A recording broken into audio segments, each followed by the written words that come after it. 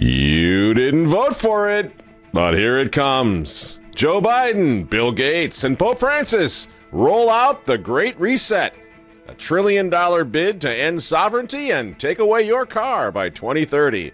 But not to worry, Greta Thunberg tells us to follow not the science, but, her metaphors. By the way, did you vote for John Kerry? Me neither. How about Tony Fauci? No? So what's with all these unelected officials handing our country over to the champagne-guzzling billionaires in Davos? As we commemorate the 75th anniversary of the United Nations, we can be proud of its achievements. Nevertheless, the hard circumstances the world is currently going through call for greater collective action.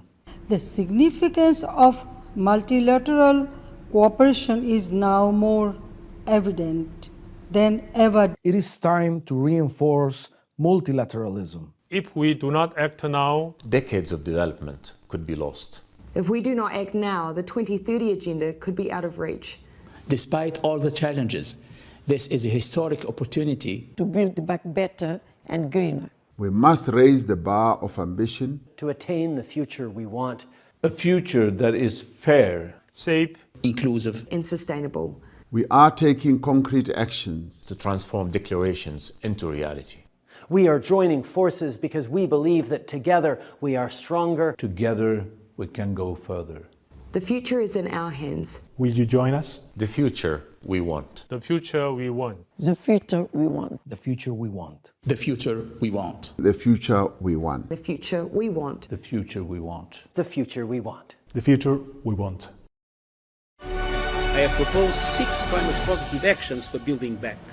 Invest in green jobs, do not bail out polluting industries, end fossil fuel subsidies, take climate risks into account in all financial and policy decisions, work together. And most important, leave no one behind. Build back better or whatever. We have a chance to reset the clock and build back better than before. To build back better than before. Remember the terrible damage of COVID as we try to build back from this global pandemic. Joe Biden calls it Build Back Better. Build back better. Building back better. To do things differently. To build back better.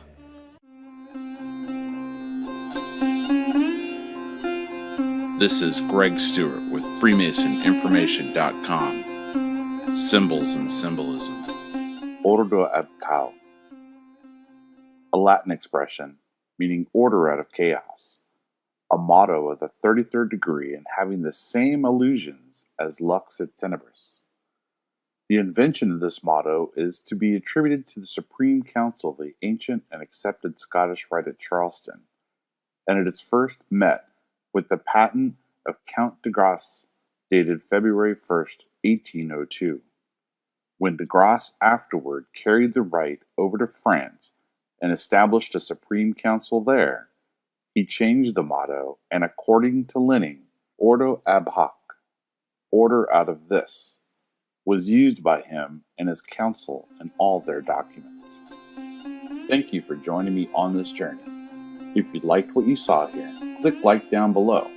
And if you'd like to see more videos like this one, click subscribe and get notified on future installments. Once we shut down the virus and deliver economic relief to workers and businesses, then we can start to build back better than before. But it is undoubtedly an opportunity for us to work together and build back better. Let's build back better. Building back better after disasters is also vital to prevent creating new risks. Together, we can build a safer world. 4 sets of priorities can guide the response to build back better. You know what Donald Trump will do with 4 more years? Blame, bully, and belittle. And you know what Joe Biden will do? Build back better. We're going to build it back better. And build it back better. It's my plan to build back better.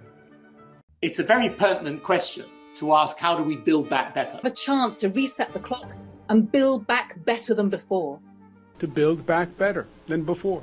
Remember the terrible damage of COVID as we try to build back from this global pandemic. Joe Biden calls it Build Back Better. Build Back Better. Building back better. To do things differently. To build back better. We're going to build it back better. And build it back better. Start taking all the problems that have been created in education, mental health, and start to build back in a positive way.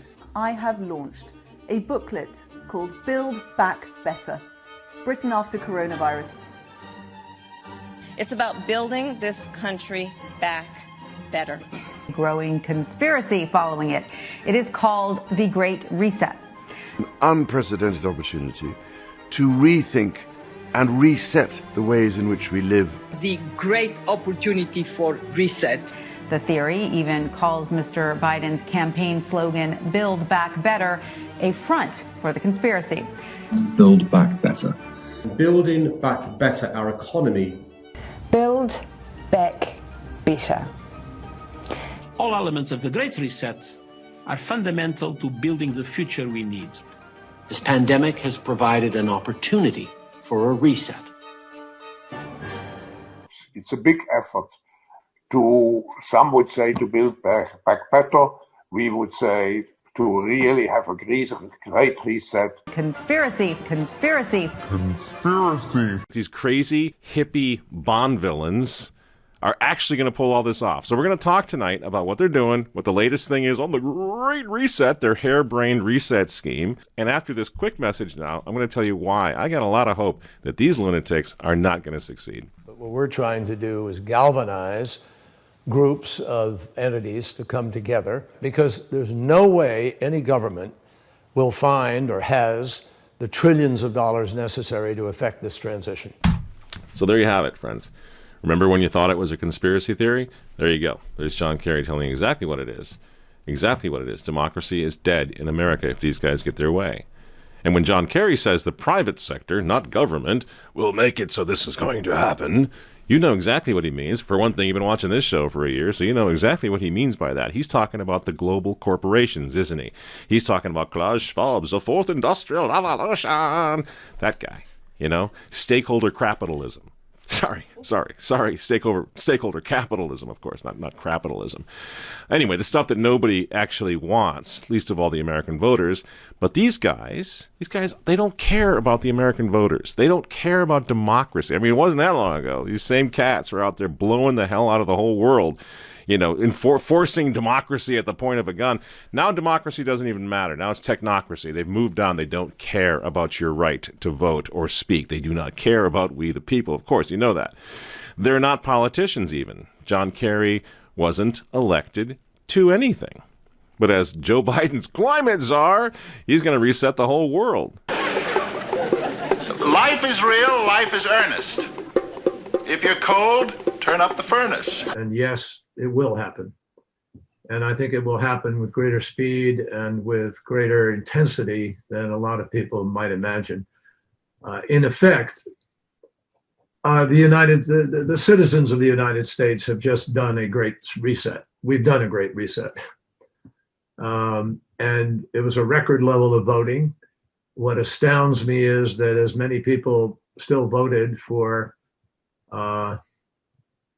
the level of chaos and breach of law and order and breaking the standards. And I mean, you can run a long list and still it attracted attention. And I think that the underlying reason for that, Borga, is something that everybody has to examine. I think Europe has to look at that with Brexit and the rising nationalistic populism, which is really one of the priorities that we all have to address. You can't dismiss it. It has to be listened to. It has to be understood. We have had it just manifested, and Europe has it too in various countries to greater or lesser degree. And it's a reflection of the inability of democratic governments in many parts of the world to deliver. I mean, I just have to put it bluntly. We're certainly primary exhibit. We're exhibit number one. They actually believe they can shift the governance of the world from countries, from nation states, to one big, gigantic, global New World Order, where corporate elites now will control everything, and we the people will have nothing to say about it. I'm not just making fun of them when I talk about how old they are. Think about what they're saying. You got to be a little bit in your dotage, a little bit out of your head to think you can do this. They actually see America in a few years. No cars left. You're not going to own anything, and you're going to be happy, they tell us, and you may have some computer appendages stuck to your head, some machinery.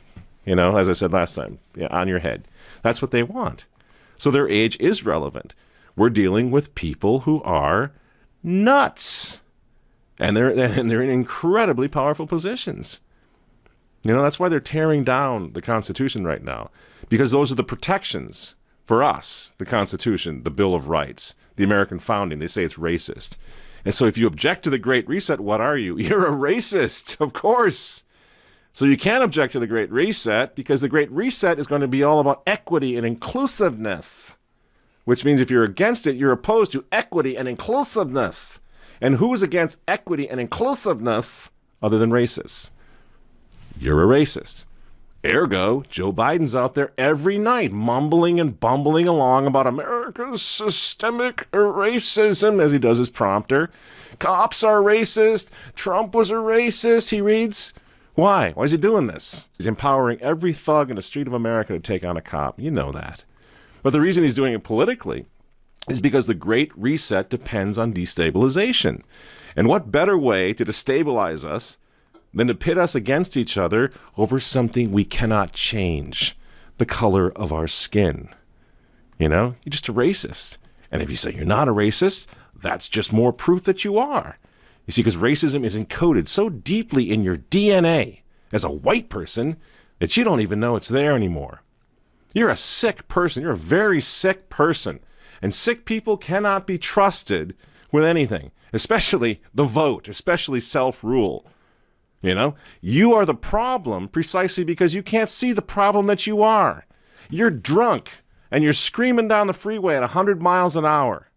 And somebody's got to stop you. This is what they're saying. This is what they think. Take you out of it because you're a harm and you're a hazard to yourself. So, enter the superheroes of Davos.